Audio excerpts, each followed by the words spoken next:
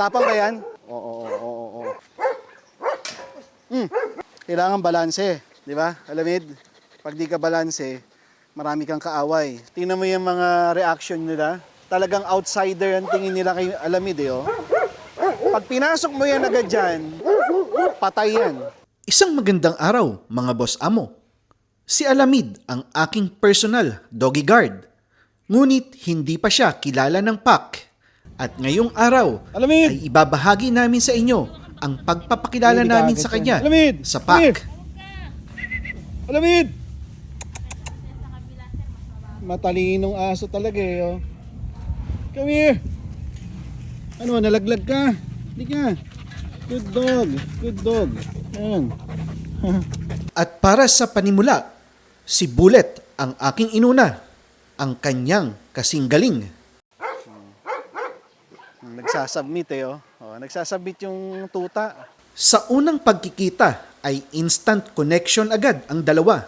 Pareho kasi silang malalakas ang ball drive at pareho silang may working skills. Ang advantage lang ni Alamid ay hindi siya nahihimatay kapag humigpit ang slip leash. Masyadong rough to si Alamid.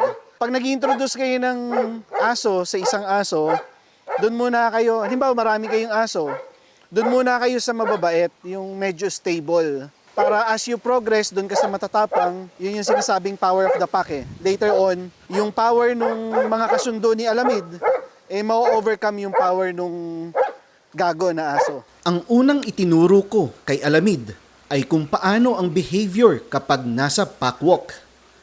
Ang pagiging makulit kasi ay hindi uubra sa ibang barako na makakasagupa niya sa mga susunod na araw. Si Alamid ay mabilis matuto.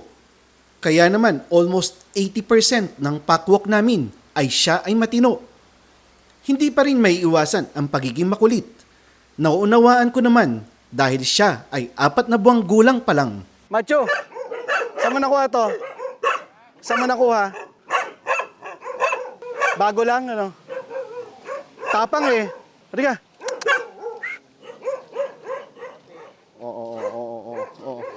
Oo. Tapang ba yan? Psst. Peke lang eh, no? Nakipaglaro eh. Psst. Halika. Ayaw.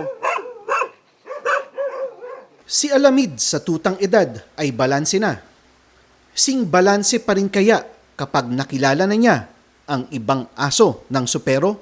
Yun lang po sa ngayon at maraming salamat sa panonood.